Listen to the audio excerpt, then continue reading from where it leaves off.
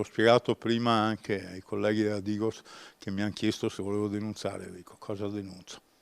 Siamo in una situazione, diciamo, la denuncia pubblica è già un elemento sufficiente a stigmatizzare il comportamento.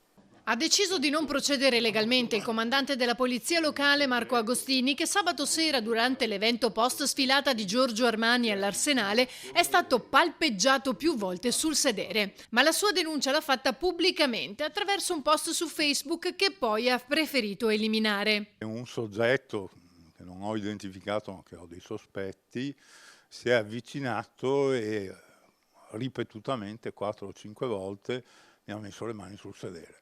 Quando lo provi ti rendi conto che è una cosa particolarmente fastidiosa e che mette in difficoltà le persone. Non ha pensato di girarsi, di dire, Cosa cioè, fai? Ti giri e c'erano 3-4 persone?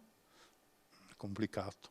il comandante ha provato sulla sua pelle quanto spesso queste violazioni siano difficili da provare per chi le subisce. Ecco perché non ha voluto procedere con la denuncia, esprimendo poi la sua solidarietà alle donne che subiscono e spesso non vengono credute. L'ho reso pubblico perché le donne che subiscono questo tipo di violenze sono veramente delle violenze. Tutto qui. È per questo che lei ha voluto fare anche questo post sul suo profilo Ma Facebook. molto semplice, senza citare l'evento, senza ma proprio per solidarietà e per dimostrare ai maschietti che forse è meglio evitare comportamenti di questo tipo. La solidarietà è a priori, anche se le prove non ci sono, perché è un comportamento difficile da reprimere, perché è sempre la mia parola contro la tua, no?